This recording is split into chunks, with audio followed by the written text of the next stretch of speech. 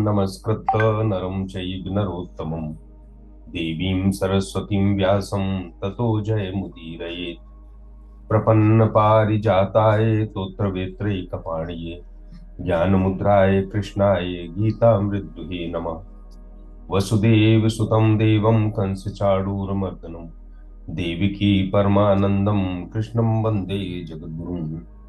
आज हमारा गीता पर चर्चा का यह 53वां सत्र है। मैं आप सभी का बहुत स्वागत करता हूं और आभारी हूं कि आप सबके जुड़ने के कारण यह चर्चा एक वर्ष से ज्यादा समय से निरंतर चल रही है। और आभारी इसलिए हूं कि इस बहाने मुझे चिंतन मनन करने का समय मिलता है, अन्यथा दैनिक जीवन की आपाधापी में शायद इतना समय किसी विशेष कार्य के लिए निकालना बड़ा मुश्किल होता है।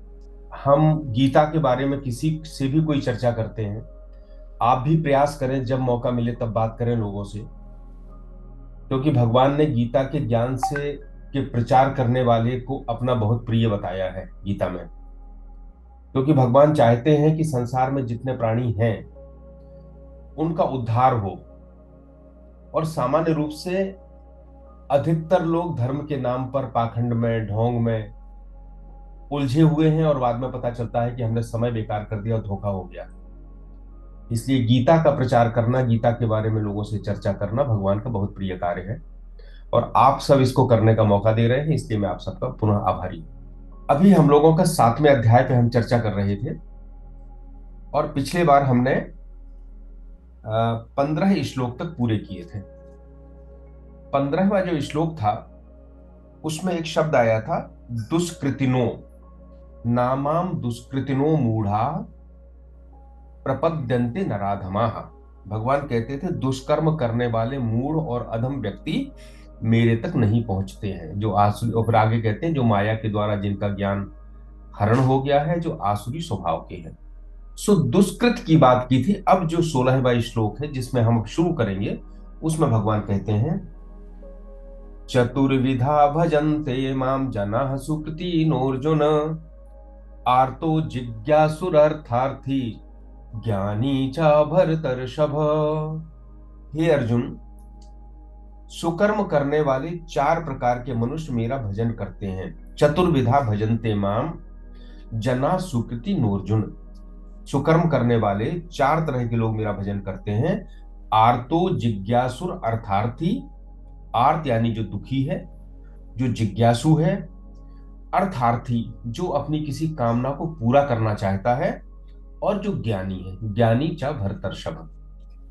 तो वहां पहले कहा था जो दुष्कृतिनो है, मूढ़ है, वो मेरा भजन नहीं करते हैं। यहां कहते हैं जो सुकृत है, सुकृति नोर्जुन, वह मेरा भजन करते हैं। सो दुष्कृतिनः और सुकृतिनः सामान्य सी बात है। सामान्य भाषा में अच्छे कर्म सुकृति है, और बुरे कर्म जो किसी को कष्ट में डालें, धोखा दें, वो दुष्कृति है। जो हमारा उद्धार करें वो सुकृति है, और जो हमें पतन में ले जाए वो दुष्कृति है।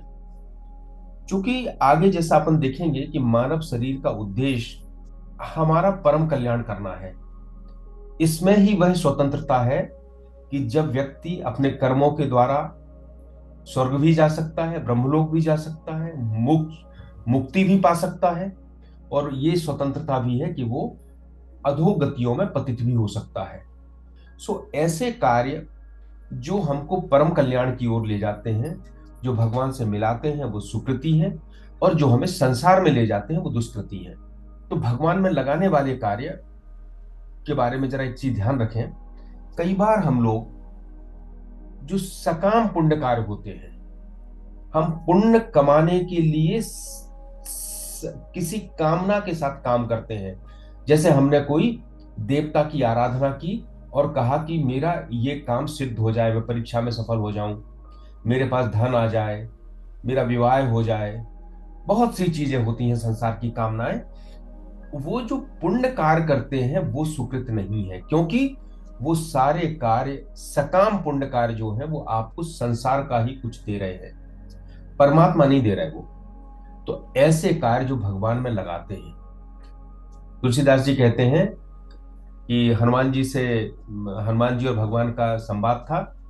तो कहे हनुमंत विपत प्रभु सोई, जब तब सुमिरन भजन न होई। भगवान, विपत्ति वही है जब इस मन से, शरीर से आपका भजन और सुमिरन नहीं होता है। सो सुकृति वही है, वह कार्य है जो हमें भगवान में लगाते हैं, और दुष्कृति जो है जो हमें संसार में लगाते हैं।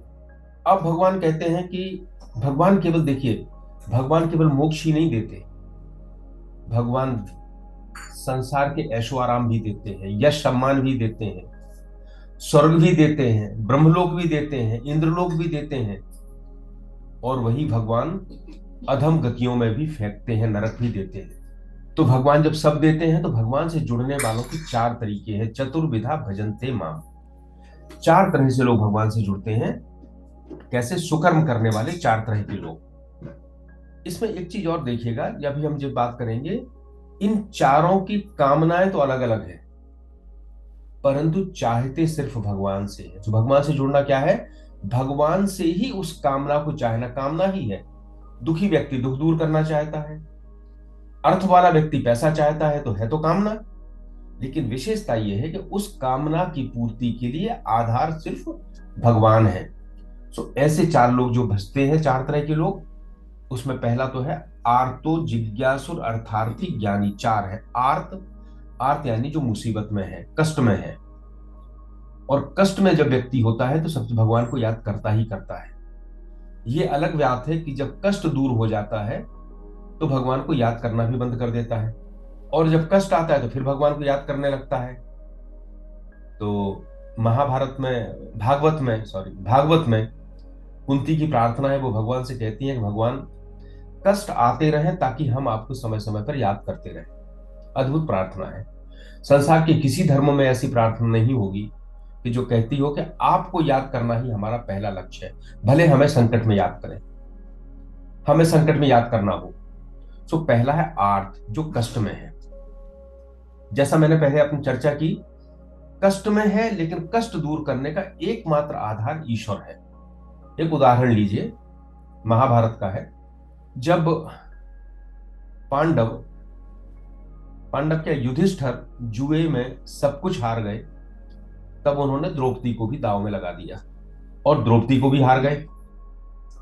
अब दुर्योधन की, कौरवों की सभा थी, धृतराष्ट्र भी बैठा है, भीष्म बैठे हैं, द्रोणाचार्य भी बैठे हैं, दुर्योधन भी है, सारे पांडव हैं, पांडव सब कुछ हार चुके हैं। तो दुर्योधन ने कहा कि जब द्रौपदी को हार गए हैं तो द्रौपदी को इस सभा में बुलाया जाए। तो एक उनका जो सेवक था उसका नाम था प्रतिकामी। तो प्रतिकामी से कहा कि जाओ, रनिवास में जाओ और द्रौपदी को लेके आओ। प्रतिकामी सेवक था, रनिवास में गया तो द्रौपदी से बोला, राजकुमारी, ऐसी ऐसी घटना हुई है और आपको राज्यसभा में बुलाया गया है। द्रौपदी ने कहा, ये तो बड़ी मर्यादा के खिलाफ है। मैं स्त्री, रजस्वला हूं, एक वस्त्र धारण किए हूं, और मैं अपने पूज्य लोगों के सामने, जहां ससुर बैठे हैं और ससुर के भी दादा ससुर बैठे हैं, उनके सामने ऐसी अवस्था में नहीं जाऊंगी। तो द्रौपदी ने, चूंकि संकट था, तो द्रौपदी ने पहले तर्क का आश्रय लिया और कहा कि प्रतिकामी, तुम जाओ और सभा में जाकर ये पूछो कि युधिष्ठिर ने पहले अपने आप को हारा कि मुझे हारा। यानी द्रौपदी संकट में थी, लेकिन सहारा था तर्क, धर्म की व्याख्या। प्रतिकामी गया, सभा में बताया कि राजकुमारी द्रौपदी तो ऐसा ऐसा बोल रही हैं, आप कोई उत्तर दीजिए। सबने सिर झुका लिए, ना भीष्म कुछ बोले, ना द्रोण कुछ बोले, ना कोई कुछ बोला। दुर्योधन को क्रोध आ गया। दुर्योधन बोला कि अरे ऐसे नहीं मानेगी, और प्रतिकामी तो डरता है। दुशासन, तुम जाओ, द्रौपदी को लेके आओ। दुशासन पहुंचा तो द्रौपदी, दुशासन को देख के, महाभारत में अगर आप पढ़ेंगे तो द्रौपदी अपने अंदर की तरफ भागी, जहां पर वृद्ध धृतराष्ट्र की रानियां बैठी हुई थी। यानी उसने ऐसा लगा कि अब मेरा सहारा, ये जो बूढ़ी रानियां बैठी हैं, ये मेरा सहारा है। लेकिन दुशासन ने बीच में उसके केश पकड़ लिए और घसीटता हुआ सभा में ले गया। सभा में जाने के बाद द्रौपदी ने अपने पतियों की तरफ देखा, उन्होंने भी नजरें झुका ली, किसी ने कुछ नहीं कहा। तब उसने भगवान कृष्ण की प्रार्थना की, सब कुछ उन पर छोड़ दिया। जो साड़ी अपने हाथों से पकड़े हुई थी, वो हाथ से साड़ी भी छोड़ दी, और तब भगवान ने उसके वस्त्र को बढ़ाना शुरू किया।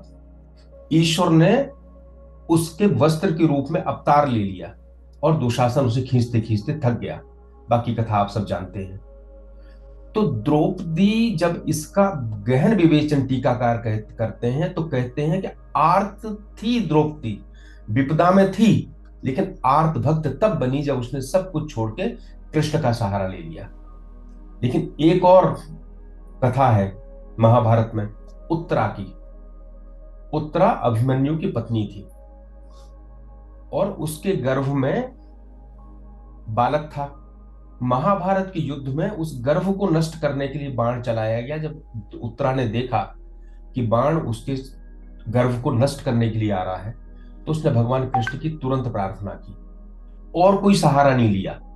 तो इसका जब गहन विवेचन करते हैं तो कहते हैं उत्तरा जो है वह पूरी तरह से आर्त भक्त प्रारंभ से थी। द्रौपदी कुछ समय के बाद आर्त भक्त की श्रेणी में आई। सो मुसीबत में केवल भगवान को सुमिरन करना, हालांकि ये भगवान का उपयोग है। हम कहते हैं कि दुख में सुमिरन सब करे, सुख में करे ना कोई, जो सुख में सुमिरन करे दुख काहे को होए।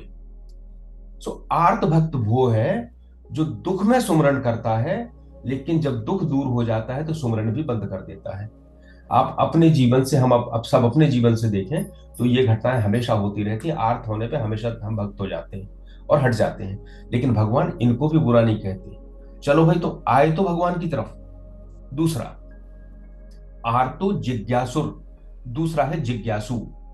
जब मन में ये प्रेरणा शुरू होती है, सामान्य रूप से तो हम जीवन जीते रहते हैं, कभी नहीं सोचते कि जीवन क्यों है, हम कौन हैं, कहां से आए हैं, कहां जाएंगे, कभी नहीं सोचते, इतने उलझे हुए हैं। लेकिन अगर कभी हमारे संस्कारों का उदय हो, हमारा मन अपना कर्तव्य कर्म करते करते शुद्ध हो जाए और ये बात मन में उठने लगे कि मेरा स्वरूप क्या है, जिज्ञासा पैदा हो जाए, तो वह भी भगवान की शरण में जाता है। उसको जिज्ञासु भक्त कहते हैं। इसका उदाहरण भागवत में उद्धव है। उद्धव जिज्ञासु हैं और भगवान ने उनको पूरा जो ज्ञान दिया उसको कहते हैं उद्धव गीता। अर्थार्थी, आर्तो जिज्ञासुर अर्थार्थी। अर्थार्थी का साधारण अर्थ तो ये लिया जाता है जो अर्थ चाहता है। अर्थ अर्थात जो सांसारिक सुख भोग चाहता है, जो मान सम्मान जो भी संसार में होता है वो सब चाहता है, या जो कहें कि जो मन में जो कामना आती है उसकी पूर्ति करना चाहता है, वह भी भगवान से जुड़ता है, इस बहाने से जुड़ता है। लेकिन होता यह है कि जब भगवान से जुड़ता है तो एक स्टेज और ऊपर पहुंचता है, फिर उसे पता चलता है कि भगवान से जुड़ने का जो सुख है, जो चाह रहा था उस सुख से कहीं ज्यादा अच्छा है।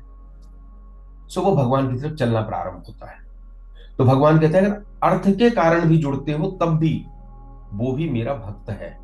इसकी कथा में हम कहेंगे कि ध्रुव की कथा को हम ले सकते हैं, जिनको हम अर्थार्थी कहते हैं। ध्रुव के जो है उत्तानपाद के पुत्र थे और माँ का नाम था सुनीति, और जो जो उनकी सौतेली माँ थी वो थी सुरुचि। सुरुचि को राजा ज्यादा प्यार करते थे और सुरुचि के बच्चे उत्तानपाद की गोद में खेलते थे। जब ध्रुव ने कहा कि मैं भी आपकी गोद में खेलूंगा तो सुरुचि ने उन्हें मना कर दिया कि नहीं, तुम पिता की गोद में नहीं चढ़ सकते हो। सुनीति ने शिक्षा दी। ध्रुव ने कहा कि सुनीति ने कहा तुम उस परम पिता परमात्मा की गोद में जाओ। कथा यह है कि वो छोटा बालक ध्रुव चला, रास्ते में नारद जी मिले। नारद जी ने 12 अक्षर का मंत्र दिया, ओम नमो भगवते वासुदेवाय। भगवान प्रकट हुए और भगवान ने प्रकट होके जो जो चाहा था ध्रुव ने वो देने के लिए वरदान दिया। लेकिन ध्रुव ने उस समय तक तपस्या के कारण उसको लेने से मना कर दिया। उसने कहा अब मैं समझ गया हूं कि जो वो मांग रहा था वो तो बहुत छोटा है, मुझे तो आपकी अचल भक्ति चाहिए। सो अर्थार्थी अगर किसी अपने कामना के कारण भी भगवान से जुड़ता है, लेकिन जुड़ता भगवान से है, तो वो भी भक्त है, वो भी उस दिशा में चल पड़ा है। और चौथा है ज्ञानी, चा भरतर्षभ। सबसे जो चरम स्थिति है, ये चारों स्थितियां एक के बाद एक भक्त की ऊपर की स्थिति में जा रही है। हाँ, अर्थार्थी में एक और बताएं हम कि कई बार ये बात आती है कि आर्त हो गया, ठीक है, अगर क्रमशः ऊपर की तरफ बढ़ती हुई स्थिति है, तो जिज्ञासु के पहले अर्थार्थी शब्द होना चाहिए, क्योंकि वो तो अर्थ चाह रहा है। जिज्ञासु तो भगवान की जिज्ञासा कर रहा है, तो और ऊपर का व्यक्ति है। तो भगवान ने ऐसा कैसे कहा कि आर्त जिज्ञासु फिर अर्थार्थी? सो इसमें जो बहुत सी व्याख्याएं हैं, हम ये तो नहीं मान सकते कि भगवान ने क्रम का विक्षेप कर दिया होगा। तो ये कहते हैं कि अर्थ का जो मायना है, मीनिंग है, वो केवल धन संपत्ति नहीं है। भगवत प्राप्ति भी अर्थ का एक, संस्कृत में जो व्याकरण में जाते हैं तो कई जगह ऐसे वाक्य आए हैं जिसमें अर्थ शब्द का मीनिंग भगवत प्राप्ति लिया गया है। तो सबसे पहले आर्त जो दुख दूर करना चाहता है, दूसरा जिज्ञासु जिसे जिज्ञासा है कि भगवान क्या है, तीसरा जो भगवत प्राप्ति चाहता है, और चौथा जो उसका भक्त का स्तर होता है वो है ज्ञानी। ज्ञानी क्या है? जिसने ये समझ लिया इस संसार का स्वरूप क्या है और हमारा स्वरूप क्या है। जब ये समझ लिया तो उसकी संसार की सारी इच्छाएं अपने आप मिट जाएंगी, जब उसे लगेगा कि हम भी वही हैं जो इस कण कण में व्याप्त ईश्वर है। उसकी इच्छाएं मिट गई, लेकिन उसने इतने बड़े शक्तिशाली परमात्मा को समझ लिया तो वह उसका प्रेमी हो जाएगा।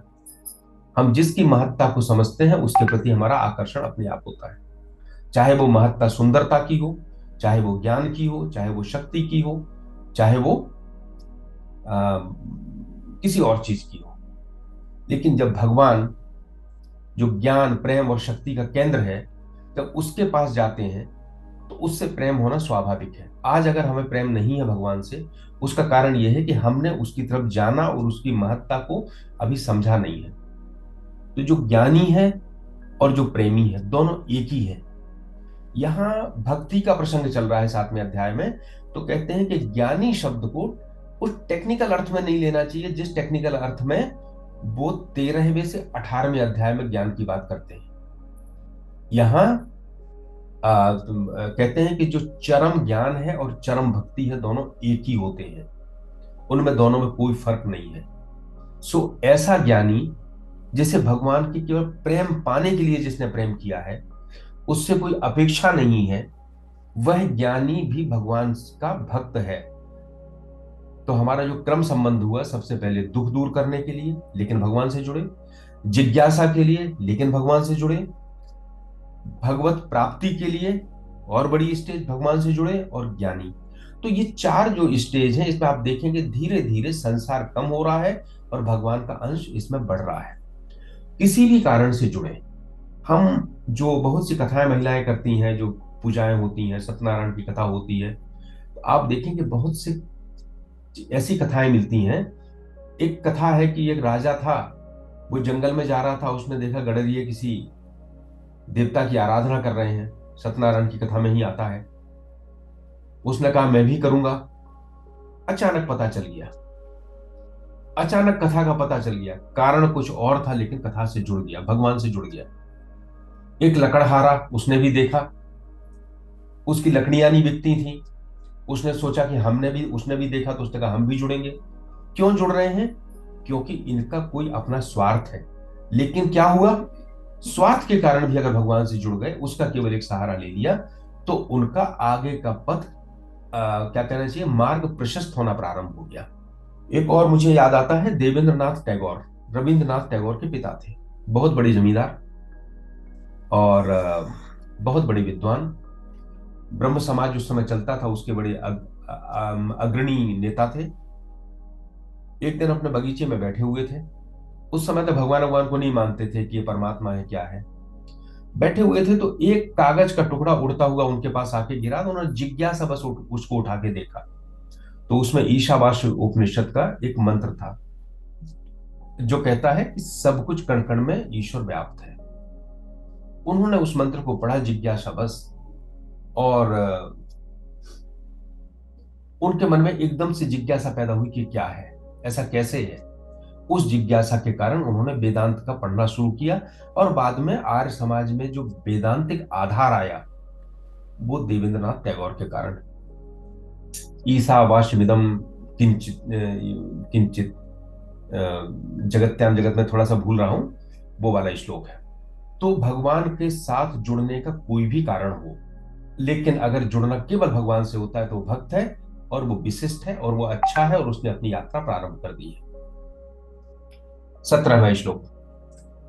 तेषां ज्ञानी नित्य युक्त एक भक्तिर्विशिष्यते, प्रियो हि ज्ञानिनोत्यर्थम अहम सच मम प्रियः। भगवान कहते हैं तेषाम ज्ञानी नित्य युक्त, उनमें ज्ञानी निरंतर लीन हुआ है मुझ में। एक भक्तिर विशिष्यते, एक भक्ति वाला है, श्रेष्ठ भक्ति वाला है।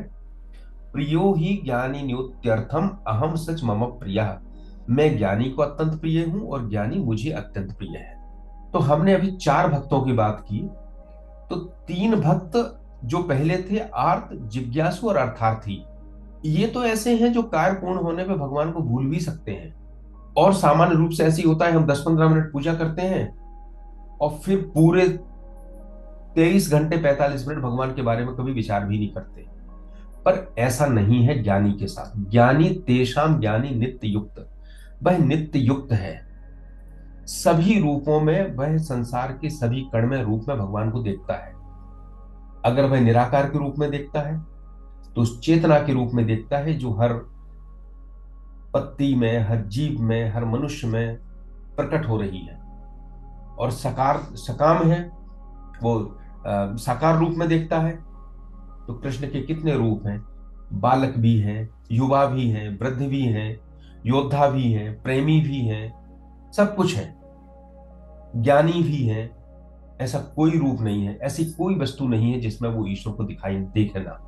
तेषाम ज्ञानी नित्य युक्त एक भक्तिर विशिष्यते। एक भक्ति क्या है? जब उद्धव को अपने ज्ञान पर अहंकार हो गया तो भगवान ने उद्धव गीता तो सुनाई ही। अब कहा तुम ऐसा करो, जरा गोपियों के पास चले जाओ ब्रिज में और उनको भी ज्ञान दे दो, बहुत अशिक्षित है, पढ़ी लिखी नहीं है। तो उद्धव गए, उन्होंने कहा ठीक है, अब मैं तो बहुत कुछ आता है, पर भगवान उनको अनुभव भी देना चाहते थे। तो जब गोपियों के बीच में गए और उन्होंने, उद्धव ने, भागवत में कथा आती है, उद्धव ने ज्ञान की बातें की, तो गोपियों ने जवाब दिया कि उद्धव मन न भये 10-20, एक हतो सो गौ श्याम संग को आराधे ईस। मेरा मन तो एक था जो कन्हैया के साथ जा चुका है, अब तुम्हारे इस ईश्वर की आराधना करेगा कौन? उद्धव मन न भये 10-20। एक भक्तिर विशिष्यते, उन गोपियों की भक्ति एक भक्ति थी, एकाग्रता थी एक परमात्मा के प्रति। सो अगर ऐसी आत्म साक्षात्कार की एक निरंतर वृत्ति हर समय हर काल में बनी रहे, उसे कहते हैं एक भक्तिर विशिष्यते। ऐसा नहीं कि हमारी ये कामना हुई तो हमने शनि देव को भी पूज लिया, ये कामना हुई तो हमने भैरव जी की भी पूजा कर ली, ये कामना हुई तो हम फला देवता के पास चले गए। आकर्षण केवल भगवान, जो ये सब की सब उसकी विभूतियां हैं। और ये एकाग्रता कब आती है, कब नहीं आती है? जब हमारा मन लगातार विषयों में भटकता रहता है, विकेंद्रित रहता है, पूरी हमारी ऐन्द्रिक एनर्जी बट जाती है, तब एक भक्ति संभव नहीं होती। सो धीरे धीरे इस पर चिंतन करते हुए, ये मानते हुए कि ये सारे देवता हैं, सारी शक्तियां हैं, यह उस भगवान की अंश अंश की अभिव्यक्ति है। और जब मुझे पूर्ण प्राप्त है तो फिर मैं अंश के पीछे समय क्यों जाया करूं? तो एक भक्तिर विशिष्यते। हालांकि अभी आगे एक बात और आएगी कि एक भक्तिर विशिष्यते की स्थिति हर किसी की नहीं है। फिर इसलिए भगवान ने बहुत कृपा करके और भी व्यवस्थाएं दी है, जिसका हम अगले श्लोक पे बात करेंगे।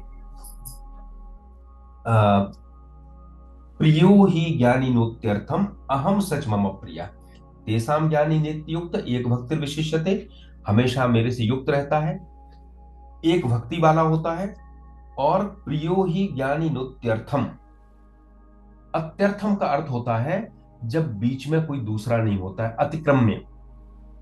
भक्त है और भगवान है, बीच में दूसरा कोई भी नहीं है। और ऐसा भगवान कहते हैं वो मुझे प्रिय है और मैं उसे प्रिय हूं। ये भक्ति की उच्चतम स्थिति है और प्रेम की भी उच्चतम स्थिति है, जब दोनों के बीच में कोई नहीं है और दोनों एक दूसरे के प्रिय हैं। प्रेम के बहुत से उदाहरण मिलते हैं। हम साहित्य में देखते हैं चातक का प्रेम, वो चंद्रमा से प्रेम करता है। पर क्या चंद्रमा चातक से प्रेम करता है? नहीं, उसे कोई मतलब ही नहीं है। चातक होगा तो भी चंद्रमा चमकेगा और चातक नहीं होगा तो भी चमकेगा। चातक का प्रेम एक पक्षीय है। मछली और जल का प्रेम देखें, वो भी एक पक्षीय है। मछली जल से प्रेम करती है, पर आवश्यक नहीं कि जल मछली से प्रेम करता है। लेकिन जो एक दूसरे से प्रेम करते हैं उसको कहते हैं भक्ति में वर्धमान प्रेम। वर्धमान प्रेम का अर्थ ये होता है कि वह प्रेम जो कभी कम नहीं होता, हमेशा बढ़ता रहता है। और वह प्रेम वही होगा जो निष्काम होगा। छोटे होते हैं भाई बहन, खूब प्रेम होता है। भाई बहन के बिना खाना नहीं खाता, बहन भाई के बिना खाना नहीं खाती। लेकिन जैसे जैसे बड़े होते हैं उनकी प्रवृत्तियां अपने अपने परिवार की तरफ, अपने समाज की, अपने अपने रोजगार की तरफ चली जाती हैं। सबके अपने अपने परिवार हो जाते हैं। फिर भाई बहन वर्षों हो सकता है बात भी ना करे और हो सकता है दुश्मन भी बन जाए, क्योंकि वो प्रेम किसी ऐसी कामना के ऊपर आधारित था जो सांसारिक थी। तो वो प्रेम वर्धमान नहीं है। लेकिन जो भगवान कहते हैं अहम सच मम प्रिया, वह वैसा प्रेम है जो निरंतर बढ़ता है। बढ़ता कैसे है? क्योंकि हर बार उनको यह अनुभव होता है कि अरे, एक ऐसा पक्ष था जिसके बारे में मैंने कभी सोचा ही नहीं और ये दिखाई दिया, तो ये तो अद्भुत है। उदाहरण किसका लेते हैं इसमें? इसमें उदाहरण लेते हैं राम सीता का और राधा कृष्ण का। वर्धमान प्रेम के उदाहरण है। टीकाकार तो यहां तक कहते हैं कि कुछ मायने में भरत का प्रेम भी एक पक्षीय था। कई जगह ऐसी चौपाइयां आती हैं, भगवान ने उनके प्रेम को देख के प्रेम दिया। लेकिन जो जो राम सीता और राधा कृष्ण, एक राधा कृष्ण के बारे में बड़ा अच्छा है, न आदि न अंत विलास करें दो। उन दोनों के बीच के प्रेम का ना कोई आदि है ना अंत है। लाल प्रिया में भई न चिन्हारी, कन्हैया और राधा के बीच की पहचान गुम हो गई। कृष्ण ने चाहा कि राधा कैसी है तो देखा कि मेरा ही रूप राधा का है, और राधा ने चाहा कि कृष्ण कैसे हैं तो देखा कि मेरा ही रूप कृष्ण का है। एक दूसरे में इतना अधिक प्रेम होना, ऐसा प्रेम निष्काम हो सकता है और ऐसा प्रेम केवल ईश्वर के साथ ही हो सकता है। तो भगवान कहते हैं कि ऐसा जो भक्त है जो मुझसे कुछ नहीं चाहता, जो केवल मेरे लिए प्रेम करने के लिए प्रेम करता है, तेसाम ज्ञानी नित्युक्त एक भक्त विशिष्यते, एक ही भक्ति है वह, प्रियो ही ज्ञानी नोत्यर्थम अहम सच मम प्रिया। वह मुझे प्रिय है और मैं उसको प्रिय हूं। तो चार भक्तों की बात की, ज्ञानी को इसमें सर्वश्रेष्ठ बताया, हमको चार स्टेज दी जिस तरह से हमें आगे पार करना है, और ये भी कहा कि अगर दुखी भी हो तो संसार का सहारा लेने के स्थान पर ईश्वर का सहारा लेते हैं तो ईश्वर से जुड़ाव होगा, इसमें भी कोई बुराई नहीं है, नीचे से शुरुआत होगी। और जैसा हम लोगों ने पिछली बार चर्चा की थी, ईश्वर का सहारा लेने का अर्थ ये नहीं है कि बीमार हो गए तो हम केवल पूजा में बैठ जाएं और दवा ना खाएं। दवा खाएं, लेकिन उस दवा में जो ईश्वर प्रकट हो रहा है, ईश्वर के कारण जिस दवा का निर्माण हुआ है, ईश्वर ही पूरे सृष्टि के रूप में परिवर्तित हुआ है, उससे प्रार्थना करें, उस दवा में ईश्वर को देखें। डॉक्टर जो दवा दे रहा है, उस डॉक्टर की जो चेतना है जो आपको दवा दे रही है, उसके पीछे के भगवान को देखें और उसके ऊपर भरोसा करें। तो यही है उसके साथ भक्त बनना, उसका आधार लेना। 18वां श्लोक, भगवान कहते हैं ठीक है, चार तरह के जो भक्त हैं कमी बेशी हैं, हर आदमी पूर्णता तक नहीं पहुंच सकता, परंतु जो दूसरे लोग हैं जो कुछ नहीं करते, उनकी तुलना में ये ज्यादा उत्कृष्ट है, ज्यादा उदार है। उदार तो 18वां श्लोक है, उदाराः सर्व एवैते ज्ञानी तो आत्मैव मे मतम् आस्थितः स हि युक्तात्मा मामेवानुत्तमां गतिम्। उदाराः सर्व एवैते, ये सभी श्रेष्ठ हैं। किससे? जो भगवान का नाम ही नहीं लेते, पूजा नहीं करते, भक्ति नहीं करते, उनसे कम से कम श्रेष्ठ हैं, किसी भी कारण जुड़े हों। ज्ञानी तो आत्मैव मे मतम्, परंतु ज्ञानी तो मेरा ही स्वरूप है। फिर भगवान कहते हैं आस्थिता साही युक्तात्मा माम एवानुत्तमाम गतिम, वह एकमात्र मुझ में लीन हुआ स्थित है, इससे उत्तम गति कुछ नहीं है। उदार क्यों है भगवान का भक्त? साधारण रूप से तो लगता है उदार का मतलब कृपण ना होना, कंजूस ना होना, उदार होना। कोई आ गया, हमने उसको भोजन करा दिया, किसी को आवश्यकता हुई हमने उसकी मदद कर दी, उदार हृदय। सबको वासुदेव कुटुंबकम के रूप में देखा। सही है, यह उदार है। पर यहां भक्त को उदार क्यों कहा है, इसको समझें। जो संबंध जोड़ता है भगवान से, देखो भगवान तो कण कण में है, हर जगह है, लेकिन लेकिन संबंध हमें जोड़ना पड़ते हैं भगवान से। भगवान ने व्यवस्था उपलब्ध करा दी है, आपको जीवन दे दिया है, आपको बुद्धि दे दी है, विवेक दे दिया है, लेकिन आप चाहें तो जोड़े, चाहे तो ना जोड़े। तो भक्त पहले जाता है संबंध जोड़ने के लिए। जो उदार होता है वही कदम आगे बढ़ाता है, फिर भगवान आगे कदम बढ़ाते हैं। दूसरा, हमें संसार बड़ा अच्छा लगता है, तो हम संसार को छोड़कर भगवान की बात क्यों करें। ये तो एक आशा है कि भगवान के पास जाएंगे तो भगवान हमें एक उत्कृष्ट प्रेम मिलेगा, उत्कृष्ट आश्रय मिलेगा। लेकिन अभी तो मुझे संसार का आश्रय दिख रहा है। मेरी उदारता है भक्त की कि वो भगवान के पास जाता है। अन्यथा कृपण होता तो कहता मैं क्यों जाऊं, मैं तो यहीं रहूंगा, ये पर्याप्त दिख रहा है मुझे। उदार का अर्थ उत्कृष्ट है, उनसे अच्छा है जो कहीं भी भगवान के पास नहीं जा रहे, जो संसार को केवल संसार के रूप में देख रहे हैं। उदारा सर्व एवैते, एक और कारण है। भगवान के पास क्यों जाए, देवताओं के पास क्यों ना जाए। देवता तो आपका इच्छित वरदान तत्काल देते हैं। वेद भी कहते हैं कितनी तरह की चीजें हैं देवताओं के लिए, मंत्र है, यज्ञ है, जप है, तप है, तंत्र है, टोटके हैं, क्या क्या नहीं है, और परिणाम मिलता है। पर अंतर है दोनों में। देवता भगवान की अंश की अभिव्यक्ति है, और भगवान ज्ञान, प्रेम और शक्ति की पूर्णता है। वह दिव्य चेतना है, उसके ही छोटे से अंश देव है, उसके छोटा सा ही अंश से पूरी सृष्टि है। तो देव की विशेषता यह है कि वो आपकी इच्छित कामना की पूर्ति कर देते हैं, जो आपने चाहा। कई लोग तांत्रिक देवताओं की पूजा करते हैं और किसी का अहित चाहते हैं, अहित भी कर देता है। जब मेघनाद तप करने बैठा, तो तप थोड़ी कर, वो जो भी क्रिया करने बैठा, तो उसकी इच्छा थी कि हम इसमें प्रसन्न करके देवता को राम का अनिष्ट करें। तो उसका तप विध्वंस किया था सारी वानर सेना ने जाके, क्योंकि जो क्रिया वो कर रहा था, अगर वो उसको इच्छित फल चाह रहा था, वो भगवान की पूजा नहीं थी, इच्छित फल चाह रहा था। और इच्छित में हम किसी का अहित चाहें तो वो भी देता है देवता, और अपना हित चाहे तो वो भी देता है। देवता ये नहीं देखता कि इसमें प्रार्थना करने वाला का हित है या नहीं है, क्योंकि देवता तो उस स्थिति में ही नहीं है सोचने की, वो तो देवी है, अभी भोग योनि में है। लेकिन भगवान के साथ स्थिति दूसरी है। भगवान इच्छित फल नहीं देता, भगवान अनुकूल फल देता है, जो हमारे लिए उचित होगा। सो देवता को जब हम स्वतंत्र शक्ति मान के प्रार्थना करते हैं तो वो इच्छित फल देता है, और जब हम भगवान की प्रार्थना करते हैं या देवता को भगवान का रूप मानते हैं तो भगवान हमें अनुकूल फल देता है। और हमें यह पता है कि भगवान के पास जा रहा है, तो आवश्यक नहीं कि हमारा इच्छित फल मिले, फिर भी भक्त भगवान के पास जाता है, इसलिए वो उदार है। एक उदाहरण लीजिए, नारद जी को मोह हुआ, बड़ा अच्छा उदाहरण है, बहुत जगह फिट होता है ये। उन्होंने विश्व मोहिनी को देखा और इच्छा हुई कि विश्व मोहिनी से विवाह करें। अब कैसे करें, नारद तो तपस्वी, कुछ था तो नहीं, विश्व मोहिनी को कैसे मोहित करें। लेकिन उनकी हालत ये हो गई विश्व मोहिनी को देखकर, तुलसीदास जी कहते हैं कि जप तप कछु न होई तेहि काला, हे विधि मिले कवन विधि बाला। ये भगवान, ये बाला मुझे कैसे मिल जाए, जप तप कछु न होई तेहि काला। सब भूल गए, जब भी भूल गए, तब भी भूल गए, बस अब वो लड़की, वो कन्या याद आने लगी कि कैसे मिले, बताए। अब लगा कैसे मिलेगा, बहुत अच्छा सुंदर रूप होना चाहिए मेरे लिए, इच्छा है, इच्छित फल है।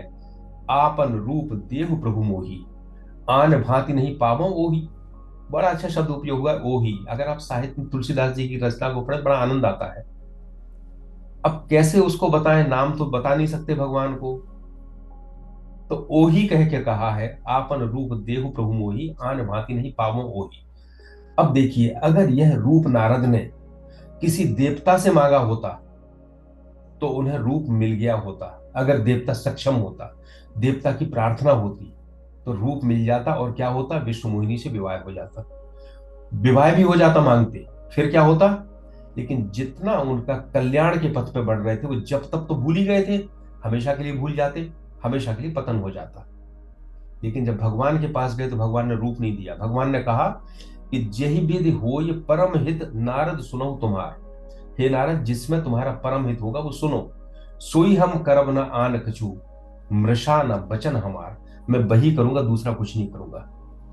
तो देवता इच्छित फल देते हैं, आपको नुकसान हो या ना हो, और ईश्वर आपका अनुकूल फल देता है कि जही विधि हो ये परम हित, नारद सुनो तुम्हार। सो ईश्वर भगवान हमको वो देता है, और जब हम भगवान से जुड़ते हैं, उस दिव्य चेतना से जुड़ते हैं, इसका मतलब है कि हमने जो इच्छित फल मिलने की संभावनाएं थी उनको छोड़ दिया, हम अब परम फल की तरफ बढ़े हैं। तो उदार, इसलिए उदार है, उदारा सर्व एवैते।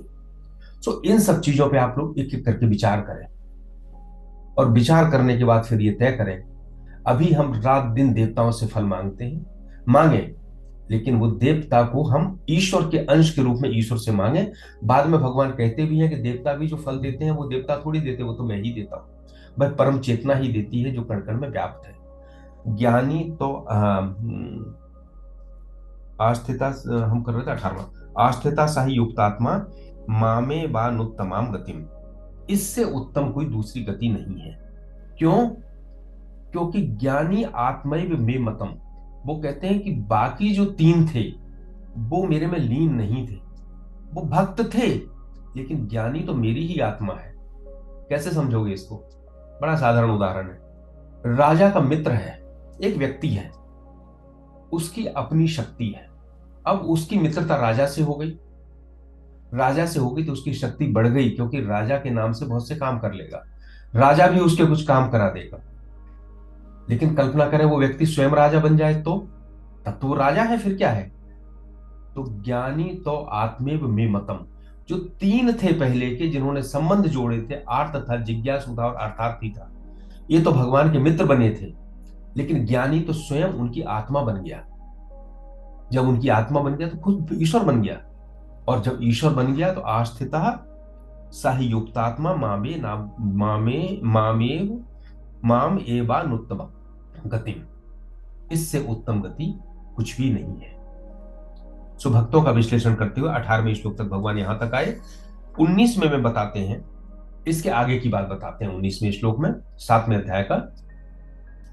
बहूनाम जन्मनाम अन्ते ज्ञानवान माम प्रपद्यते, वासुदेवः सर्वम इति समहात्मा सुदुर्लभः। बहुत प्रसिद्ध श्लोक है, वासुदेवः सर्वम इति। सब जगह वासुदेव के दर्शन करना, सब जगह वासुदेव को देखना। पहले हम आते हैं बहु नाम जन्म नाम अंते, अनेक जन्मों के अंत में ज्ञानवान माम प्रपद्यते, ज्ञानी पुरुष मुझे पा लेता है। वासुदेवा सर्वमिति, वासुदेव ही सब कुछ है। स महात्मा सुदुर्लभा, इस प्रकार जानने वाला महात्मा, अनुभव करने वाला महात्मा दुर्लभ है। बहु नाम जन्म नाम अंते, बहुत से जन्म के अंत में। देखिए, जन्म जन्मांतर की जो श्रृंखला है, ये जीवों से लेकर मनुष्य तक, देवताओं तक, ये सभी जन्म लेते हैं और समाप्त होते हैं। लेकिन मनुष्य जन्म एक ऐसा बिंदु है इस साइकिल के बीच में, जहां से कोई ऊपर भी जा सकता है और नीचे भी जा सकता है। वो मोक्ष भी प्राप्त कर सकता है, मनुष्य लोक में पुनः जन्म भी ले सकता है, और अधम योनियों में भी जा सकता है। ऐसी स्वतंत्रता किसी दूसरे को नहीं है। देवता भोग योनियां हैं, जितना पुण्य इकट्ठा कर लिया है उसको भोगते हैं। अधम योनियां क्या है? वो है जिनकी जीवात्मा के संस्कारों की धुलाई करने के लिए भगवान उसमें डाल देते हैं। जैसे अभी ठंड पड़ रही है, छोटा बच्चा है, माँ कहती है, माँ चाहती है कि इसके शरीर पर गंदगी लगी, इसको नहला दे। ठंडा पानी डालता है, बच्चा चिल्लाता है, चीखता है, लेकिन माँ उसको नहला के ही मानती है। इसी तरह जीव के जो खराब संस्कार हैं उनको ठीक करने के लिए उसको अधम योनियों में भी ईश्वर फेंकता है। आगे ये भी आएगा। लेकिन एक मानव जन्म ऐसा जहां फेंकता है वहां वो अपनी प्रकृति के साथ बर्ताव करते हैं। एक कुत्ता जिस योनि में है वो कोई कर्म नहीं कर रहा, तो वो जो सृष्टि का विकास क्रम है उसमें वो थपेड़े खाता खाता खाता खाता ऊपर की तरफ जाएगा। उसका वो ऐसा नहीं है कुत्ते ने किसी को काट लिया तो इसके बाद वो और कीड़ा बन जाएगा, नहीं, उसके लिए काटना उसकी प्रकृति है, वो कर्म नहीं है, उसका कर्म योनि है ही नहीं। देवता भोग योनि है, वो भोग के अलावा उनके ध्यान में विचार ही नहीं आता कुछ और। लेकिन मनुष्य ऐसा है जो कर्म योनि है, इसलिए भगवान कहते हैं अंतिम जन्म है ये। बहु नाम जन्म नाम अंत्य, अंत हो सकता है या फिर हम पुनः साइकिल में जा सकते हैं। तुलसीदास जी ने कहा है कि यही तन कर फल विषय न भाई, स्वर्गौ स्वल्प अंत दुखदाई। इस तन का यह कारण नहीं है कि तन हमें मिला तो केवल हम विषय भोग में लगे रहे, क्योंकि स्वर्ग के जो सुख हैं वो भी, उनका भी अंत हो जाता है। फिर वो कहते हैं कि नर तन सम नहीं कबिन्यु देही, जीव चराचर जातत तेही। नर के समान कोई दूसरी योनि नहीं है। जितने चराचर के जीव हैं, देवता हैं, वो भी लालायित रहते हैं कि हमको ही मनुष्य जन्म मिल जाए। क्यों?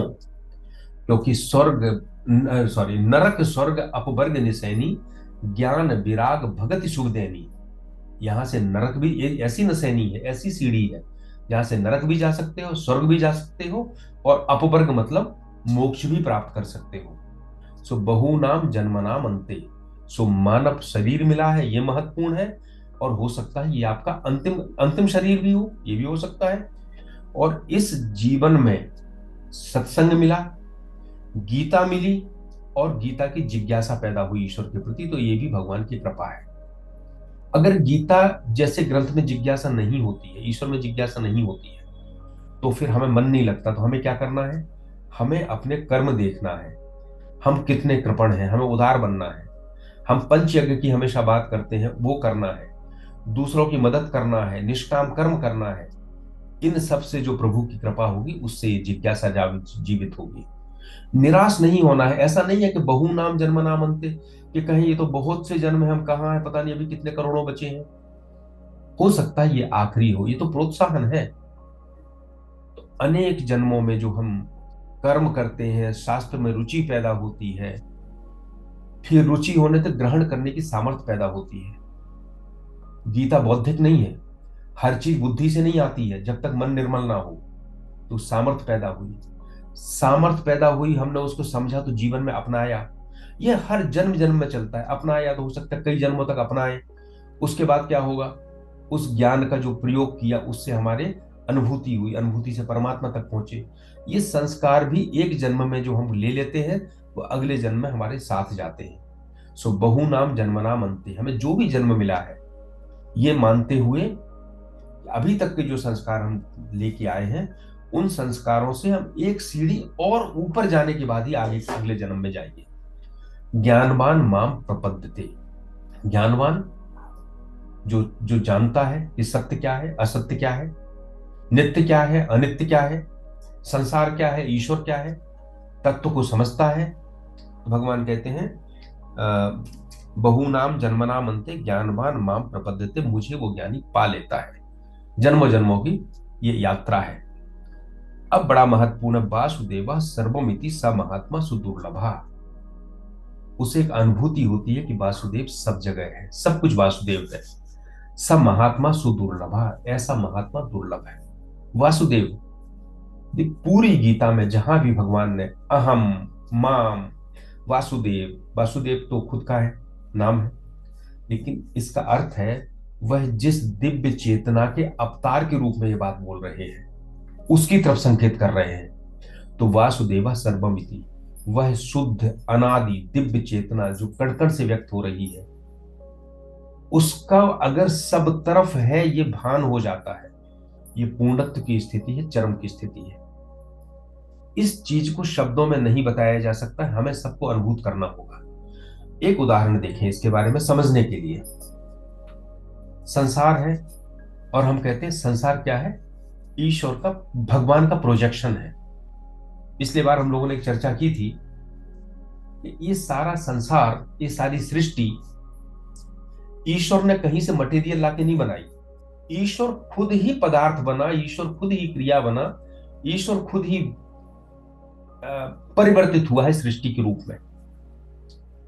ये सारी सृष्टि ईश्वर से है, ईश्वर में है, ईश्वर में ही निवास करती है और ईश्वर में ही लीन हो जाती है। एक उदाहरण वेदांत में है, पिछले बार भी बात हुई थी। एक मकड़ी जो अपने मुंह से जाला निकालती है और जाल बुनती है और उसके बीच में खुद रहती है। सो ईश्वर ने जो सृष्टि का उद्भव है वेदांत के हिसाब से,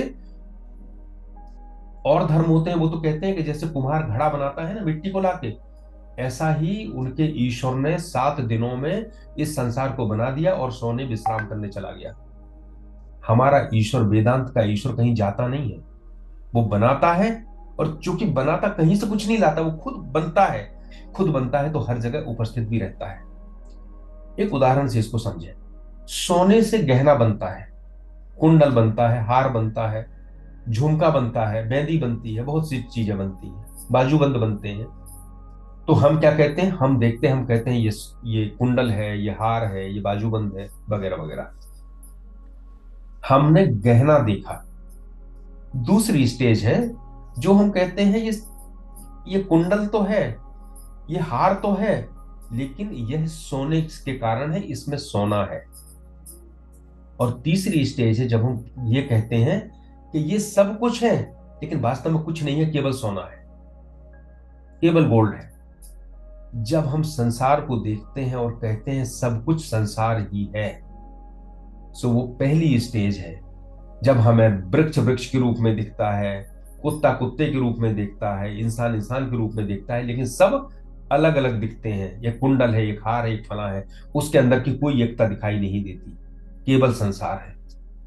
दूसरी स्टेज, जब हम इस संसार में कण कण में ईश्वर को देखते हैं, हम कहते हैं ना हर कण से ईश्वर व्यक्त हो रहा है, तो यहां कण भी है और ईश्वर भी है, दोनों है। और दोनों है, ये दूसरी स्टेज है। हम लोग सामान्य रूप से पहली स्टेज में उलझे हैं अभी तो हमसे कहा था कि दूसरी स्टेज तक आ जाओ, आप हर जगह हर प्राणी में उस चेतन को देखने का प्रयास करो।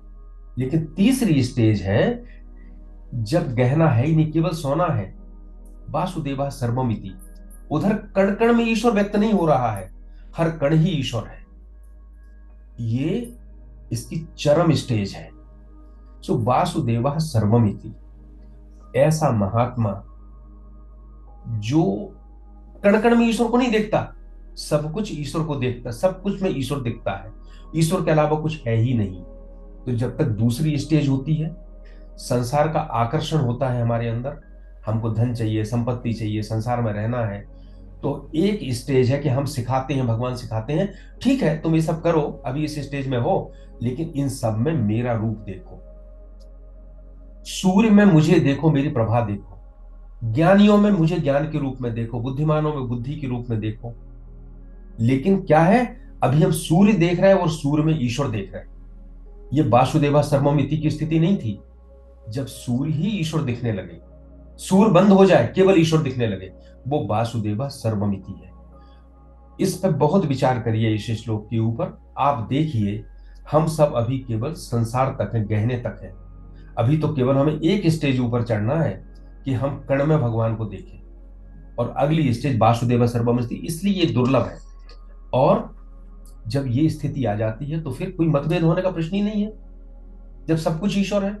तुलसीदास जी ने कहा है, उमा जे राम चरण रथ विगत काम मद क्रोध, जो राम के चरणों में रथ हैं और काम मद और क्रोध से विगत हो गए हैं। अगली लाइन बहुत अच्छी है, निज प्रभुमय देखहि जगत केहिसन करहि विरोध। वो सारे जगत को प्रभु के रूप में देखते हैं, वो किसी का कैसे कैसे किसी का विरोध करेंगे। लेकिन ध्यान रखिएगा, फिर एक अंतर बताना चाहता हूं, यहां भी अभी उन्होंने जगत को ईश्वर के रूप में देखा है, यानी यह भी तुलसीदास जी ने सामान्य लोगों की, दूसरी स्टेज वाले लोगों के लिए बात कही है। ये वासुदेवा सर्वमिति वाली स्थिति नहीं आई, निज प्रभुमय देखहि जगत, अभी जगत का अस्तित्व है। अगली स्टेज है वासुदेवा सर्वमिति।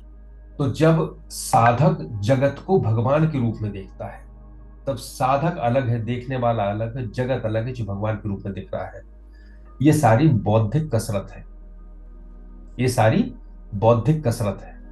और हम सब जो पढ़ लेते हैं शास्त्र और कहते हैं कि हम समझ गए, लेकिन जब कभी समस्या आती है तो सब भूल जाते हैं। क्यों? क्योंकि हमने अभी केवल बौद्धिक रूप से समझा है। तो वासुदेवा सर्वमिति बौद्धिक विषय नहीं है।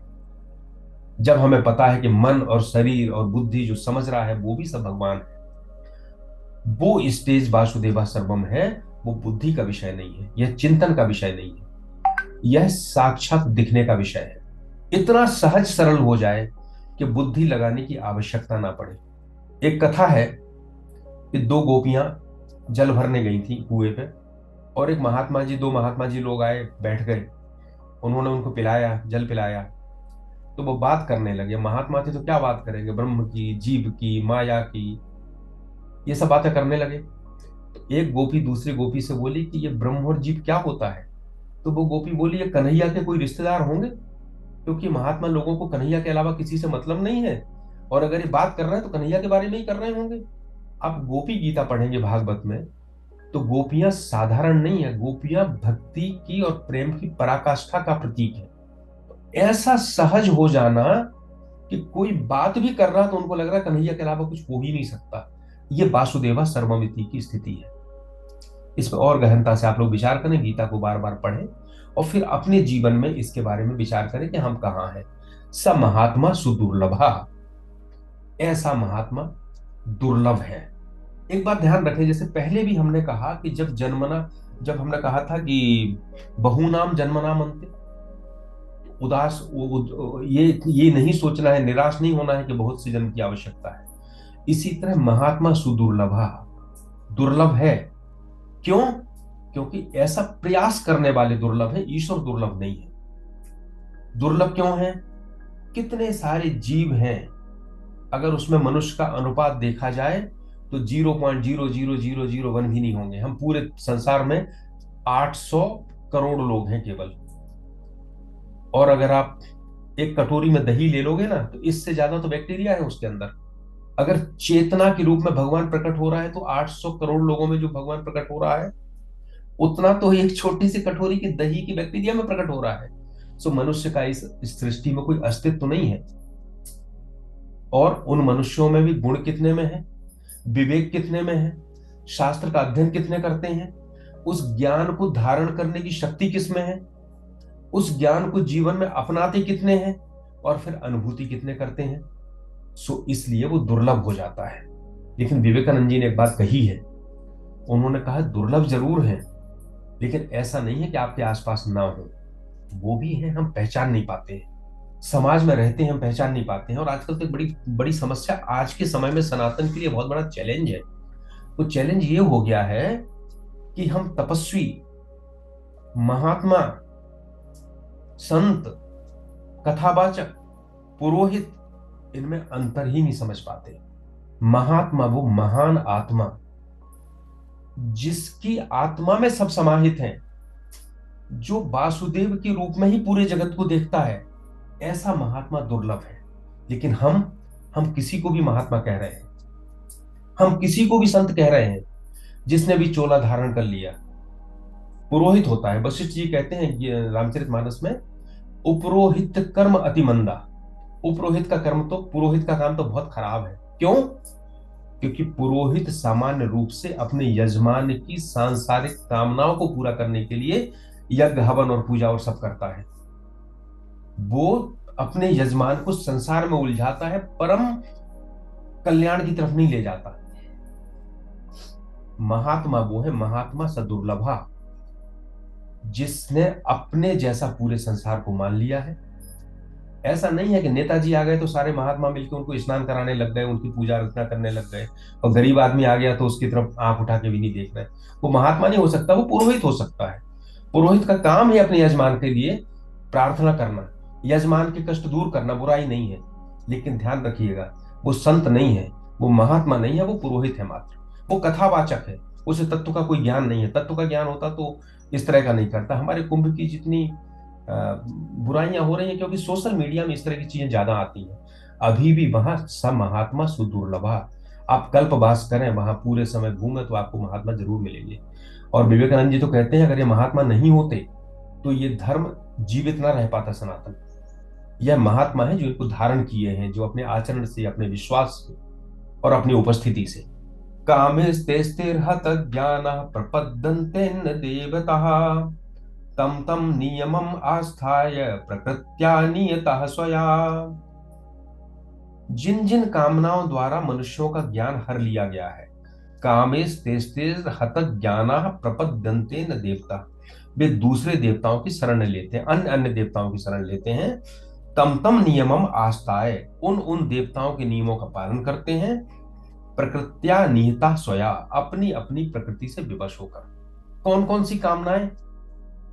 जिन जिन कामनाओं द्वारा, बहुत सी कामनाएं हो सकती, इहलोक की कामना है, परलोक की कामना है, और कामनाओं के कारण मन विचलित होता है, एकाग्रता समाप्त होती है। कामना इतना अधिकार कर लेती है कि हमें यह पता नहीं चलता कि सही है या गलत है, विवेक ढक जाता है। कामेश तेस्तेर हत ज्ञाना, हत हृत ज्ञाना। क्यों?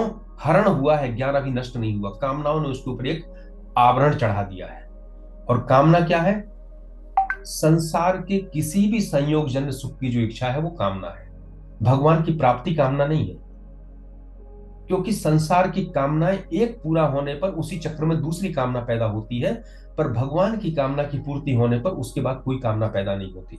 तो इन कामनाओं के कारण जिनका विवेक ढक गया है, और विवेक ढक गया है तो यथार्थ ज्ञान से दूर हो जाएंगे, ऐसे व्यक्ति क्या करते हैं? वो अपनी प्रकृति के अनुसार काम करते हैं।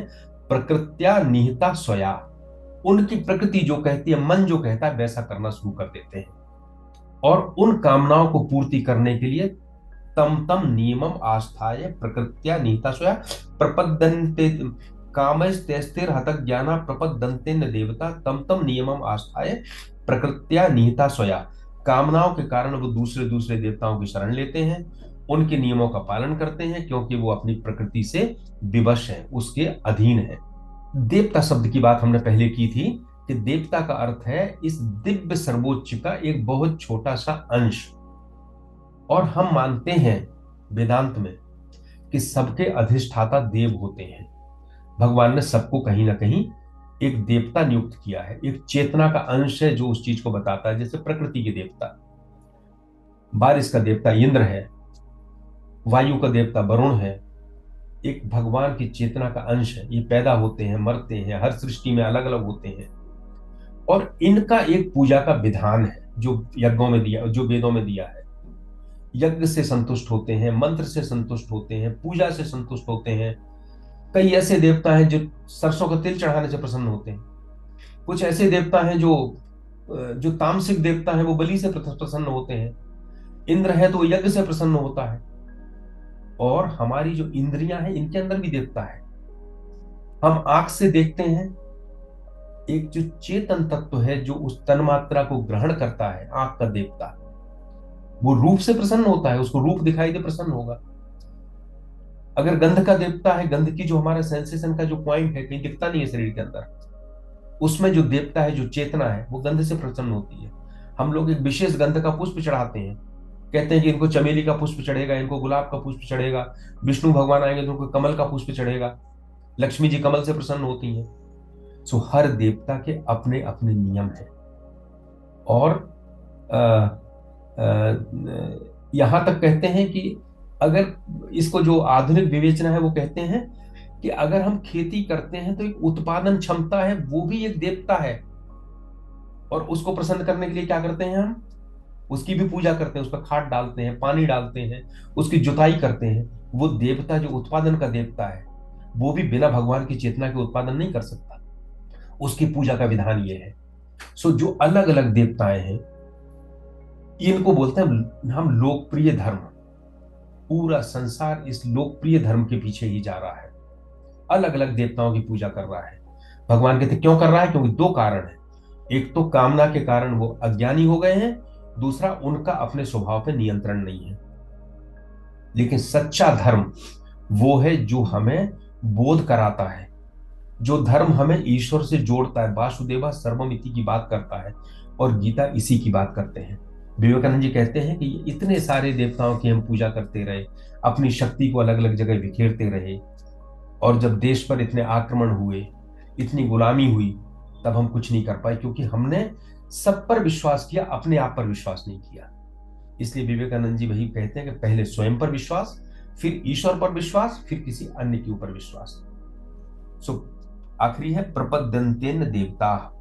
वे भगवान की शरण नहीं लेते हैं, अन्य देवों की शरण लेते हैं, उनसे कामना करते हैं। अपने स्वभाव के वशीभूत होते हैं, वो नहीं जानते कि शाश्वत सुख क्या है।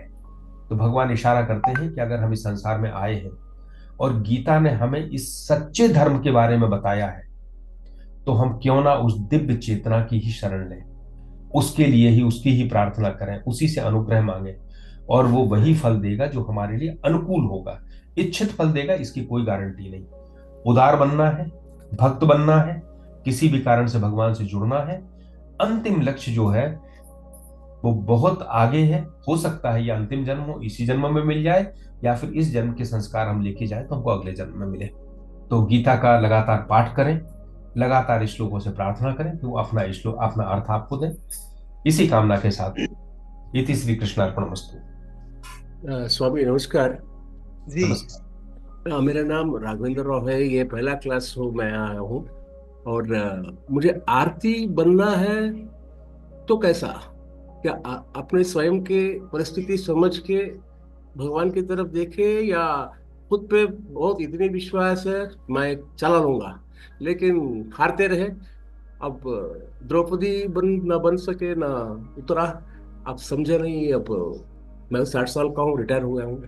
अब कैसे आरती बनना, कैसे मतलब सब कुछ सरेंडर करना है। देखो, आपके जीवन में हमारे हमेशा कष्ट और संकट तो रोज आते हैं, चिंताएं तो रोज आती हैं। उन चिंताओं की आप आरती बनेंगे नहीं, आप तो अपने आप हो जाते हैं जब संसार में रहते हैं। और जब कष्ट आते हैं उस समय अगर भगवान की प्रार्थना करते हैं तो आर्त भक्त हो जाता है वो। कष्ट आने पर ऐसा भी हो सकता है कि हम भगवान को बिल्कुल ना याद करें, हमारा कोई परिचित है हम उसके पास जाएं, अपनी धन संपत्ति की बात करें, पद संपत्ति की बात करेंगे, मैं तो ऐसा कर लूंगा, ऐसा कर लूंगा। लेकिन इसके अलावा उस संकट आने पर भगवान की याद करें, वो आर्त भक्त है। तो अपने आप जब संकट आए, आता ही है, समाज में रोज आता है, उस समय भगवान का याद करना आर्त भक्त होना है। और अगर आपके पास संकट नहीं है तो बहुत अच्छा, भगवान की बड़ी कृपा है। ऐसी स्थिति में जिज्ञासु बनिए। जब संकट नहीं है, बहुत अच्छे हैं, तो जिज्ञासा करेंगे फिर जीवन क्या है, हम कहाँ जाना चाहते हैं। हिंदू मान के चल रहे हैं, कोई ना कोई साथ में है, तो भरोसा ही उन्हीं के पे होगा। लेकिन कहीं नास्तिकपन भी, कोई ऐसा भी कुछ इन्फ्लुएंसेस होंगे मेरे ख्याल से थोड़ा। चलो चला लेंगे, जो होना है हो जाएगा। ये कोई नास्तिकपन तो नहीं है, लेकिन आप जैसे बोले कि जिज्ञासु तो थोड़ा बहुत हूँ मैं। उसी के वास्ते तो आपका रास्ता मिल गया मुझे। क्या बात है, बहुत बढ़िया। हाँ जी, प्रधान जी अपने प्रश्न करें। हाँ जी सर, ओम प्रकाश सर को नमस्कार और मनोहर सर को भी मेरा प्रणाम। मेरा ये क्वेश्चन था कि आप भगवान बोलते हैं, भगवान सबसे भगवान को पूजा करना चाहिए, भगवान को जानना चाहिए और बाकी सब विभूतियां हैं। तो भगवान बोले तो श्री कृष्ण खुद है कि अलग कोई है? क्योंकि बहुत सारे जिस जिस पुराण में जाएगा उस उसको प्राधान्य बताया है। बहुत अच्छा प्रश्न है आपका। आप गणेश पुराण में जाएंगे तो गणेश ही परम ब्रह्म है। शक्ति का देखेंगे तो शक्ति ही परम ब्रह्म है। विष्णु पुराण में जाएंगे तो विष्णु ही परम ब्रह्म है। और आप देखेंगे शिव है तो शिव ही परम ब्रह्म है। लेकिन आप कहीं जगह ये भी देखेंगे कि ब्रह्मा, विष्णु और शिव तीनों देवता हैं जो हर सृष्टि में अलग अलग रहते हैं। सो महत्वपूर्ण यह है कि जो दिव्य चेतना है, जो निर्विकार है, सच्चित और आनंद है, जिसका किसी प्रकार से वर्णन नहीं किया जा सकता है, जिसने अपने आप को सृष्टि के रूप में परिवर्तित किया है, जिसकी अभिव्यक्तियां देवताओं के रूप में, पूजा उसकी करना है। अब उसको आप कृष्ण के रूप में पूजें, उसका नाम कृष्ण, क्योंकि उसका कोई नाम रूप नहीं है। नाम रूप नहीं है तो हम निराकार की पूजा थोड़ी सी कठिन होती है। जब 12वें अध्याय में जाएंगे तो भगवान कहते हैं क्लेशोधिक तरस्ते साम अव्यक्ता सक्त चेतसाम अव्यक्ता ही गतिर दुखम देह बद्भिर अवाप्ते, ऐसा एक श्लोक आता है। वो कहते हैं कि चूंकि निराकार की कुछ सामने कोई आकार नहीं है, हम लोग बहुत छोटे हैं, बिना आकार के नहीं कर पाते हैं, इसलिए भगवान ने हमारे ऊपर कृपा की है कि अलग अलग तरह की शक्तियों को दिया है। लेकिन हम इनके माध्यम से अगर परमात्मा को देखते हैं, चाहे उसे किसी भी नाम से देखें, उस दिव्य चेतना को देखते हैं, तो उसकी पूजा करना है। कृष्ण के रूप में भी कर सकते हैं, विष्णु के रूप में भी कर सकते हैं, पर ध्यान दीजिए, विष्णु को देवता के रूप में करेंगे तो आपका इच्छित फल देगा, पर विष्णु के माध्यम से उस दिव्य चेतना की प्रार्थना करेंगे तो आपको अनुकूल फल मिलेगा। ये नाम है उसके जिसका कोई नाम और रूप नहीं है, उसको समझाने के लिए अलग अलग तरह के नाम और रूप दिए गए हैं। Thank you sir. और किसी का कोई प्रश्न? इसीलिए वेदांत में कोई झगड़ा नहीं है। शक्ति की पूजा करने वाले को हम प्रताड़ित नहीं करते कि मैं कृष्ण का भक्त हूं तो शक्ति की पूजा कैसे कर रहे हो। हमारे एक ही मंदिर में शिव भी होते हैं, विष्णु भी होते हैं, और शक्ति भी होती है, गणेश भी होते हैं, कार्तिकेय भी होते हैं, सूर्य भी होता है, सब होते हैं। क्योंकि हमारा इसीलिए हिंदू धर्म समन्वयी है, उसके पीछे यही कारण है। इसीलिए हम किसी की बुराई नहीं करते, हर जगह सिर झुका लेते हैं, क्योंकि हम सब में उसी ईश्वर को देखते हैं।